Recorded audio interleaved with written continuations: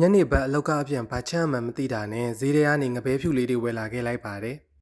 ။ငပဲဖြူလေးတွေကိုတရက်တီကြောင်းနဲ့အိုးကက်ချက်ပြီးတော့အင်အားလူတွေရှာလဲသွားအောင်လက်ဆွံပြပေးလိုက်ပါမယ်ခင်ဗျာ။အရင်ဆုံးကြက်သွန်ဖြူနဲ့အနီကိုစားအချိုမုံနွင်းမုံအယောင်တင်မုံတို့ထည့်ပြီးတော့မညက်တညက်လေးထောင်းလိုက်ပါမယ်။ကြက်သွန်ဖြူနဲ့အနီလေးတွေကိုထောင်းထားတာလေးတွေရလာရင်တော့စီစားတက်ပါမယ်။စီပူလာရင်တော့ကြက်သွန်ထောင်းထားတာလေးတွေထည့်ပြီးတော့မွေးလာတဲ့အထိကြော်ပေးရပါမယ်။စီတက်ထားတဲ့ကြက်သွန်လေးတွေမွေးလာရင်တော့ရေဆေးတန်းဆင်ထားတဲ့ငပဲဖြူလေးတွေထည့်ပြီးတော့အရသာဝင်သွားအောင်လို့အနည်းငယ်ကြော်ပေးလိုက်ပါမယ်။ငပဲဖြူလေးတွေကတင်လာပြီဆိုရင်တော့စုံစည်းရည်လေးနဲ့တရက်တီကြောက်လေးထည့်ပြီးတော့ရေခမ်းတဲ့အထိအိုးကက်လေးချက်ပေးလိုက်ပါမယ်။ငပဲဖြူလေးတွေအစီပြန်လာပြီဆိုရင်တော့နနမင်းလေးအုပ်ပြီးတော့အိုးကက်တဲ့ထိခဏထားပေးလိုက်ပါမယ်။အနံ့လေးမွေးပြီးတော့တရက်တီကြောက်လေးနဲ့အရန်စားကောင်းတဲ့ငပဲဖြူအိုးကက်လေးရပါပြီခင်ဗျာ။